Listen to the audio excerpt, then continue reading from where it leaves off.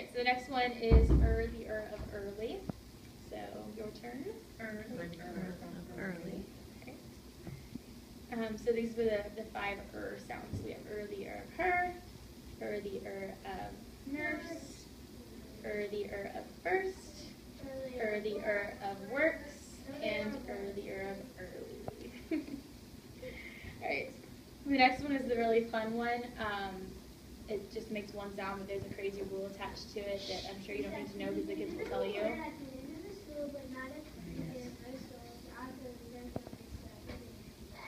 There you go.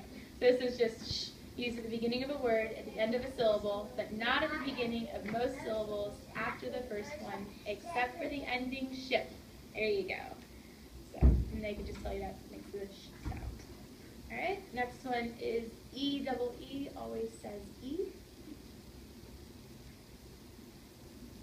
Next one has two sounds. This is so it's a voiceless sound and then a voiced sound. So it's where you don't feel it and then where you do feel it.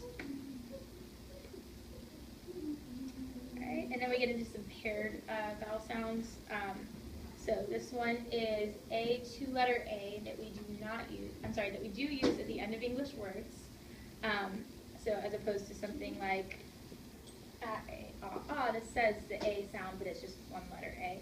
So this is a two-letter A that we do use at the end of English words.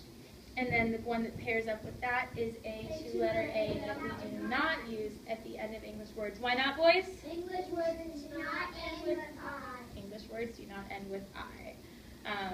And so most words that you come across that, that we have that do end in I, like ski, it's borrowed from another language. So English words do not end with I. All right. This one has two sounds that make ow, o, and the little rhyme we do with that is ow, o, cow in the snow. This one has the same first two sounds, but then two more sounds it can make. Ow, o, oo, So this has four sounds. Ow, o, oo, And I think there's example words on those papers that, tell you which sounds this make. The next two that are paired together are that we do use at the end of English words. And then this one is that we do not use at the end of English words. We ask the kids why not, and they say English words do not end with you. English words do not end with I. English words do not end with you. All right. Next one is just oo that we do use at the end of English words. And then this is oo that we do not use at the end of English words. Once again, why not? English words do not end with you. So we do use oo that we do use at the end of English words, oo that we do not use at the end of English words. So those have the rules attached to them on that page with the rules as well. These ones are also paired. This is oi that we do use at the end of English words. This is oi that we do not use at the end of English words. Why not? English words do not end with I.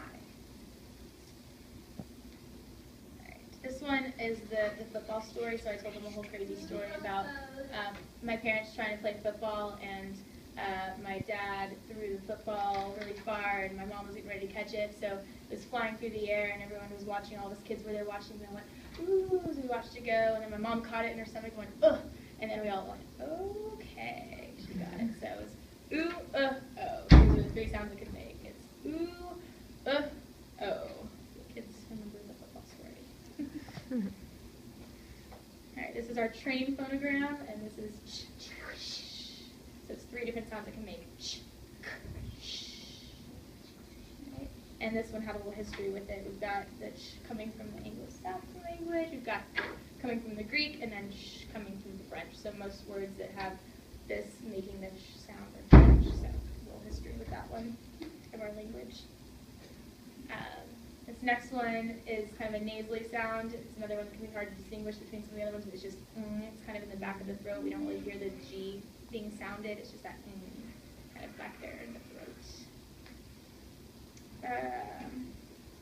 All right, this one, little trick we use for this one, it's E-A.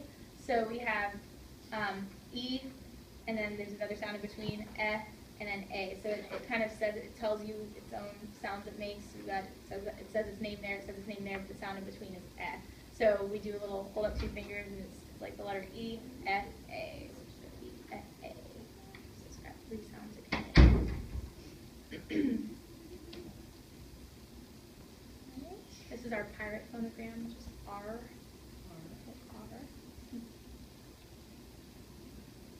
And a few more left.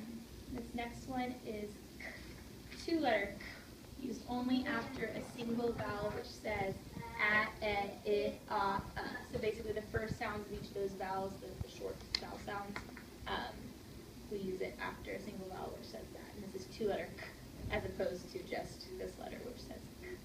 So 2-letter K, used only after a single vowel, which says a, I. The next one is ed, d, t, past tense ending. So 3 sounds that you make, and then we add on the little past tense ending. So ed, d, t, past tense ending. Very simple. 4. Sound like this. This is the one that we have to say carefully as opposed to our owl sound, which says woo. This one is wh, so we have that breathing out with it, and we talked about kind of as the British speak so properly, and this is usually used with question words like where and which and why and when, and so the kids will usually start throwing out those words too and kind of get all dramatic with it. So woof. All right. This one is who, I, id that we do not use at the end of English words. Who, I, id we do not use at the end of English words. And the 55th phonogram is O, the O of boat. So that is as far as we've gotten with the kids so far. So the majority of the words they'll come across, will be using these phonograms. So for the most part, for the reading groups, the kids should know them. Most of them have it down pretty solidly by now, or just kind of a few hints and things they'll be able to get to the sounds okay and be able to tell you what the phonograms are. So it's just a matter of kind of patiently helping them break down the sounds and tell you what sounds they make. Help them point out, is this the first sound it makes, the second sound, the third one, and then having them kind of blend those sounds together as they're figuring out a word and trying to. So is the idea to try all of those sounds in the word to see which one fits? Right, and most of the time, in a lot of cases, the kids, as they're trying to decode a word, they'll recognize it before they have to go through every single sound. Right. Each, it makes in the word, they'll catch on to before that. But if you need to kind of walk them through the process, then that would kind of be the idea, is kind of walk them through that. Or go ahead, and if you need to go a little faster, tell them this makes the second sound. The second sound this phonogram makes, you can go ahead and tell them that, and they should be able to say, okay, A, it's going to say A in this word. It's the second sound for this one. So just, not having to know them entirely perfectly and solidly, but just having familiarity with them to where you can help the kids, remember them as well and use them to figure out the words. So. All right, thank you.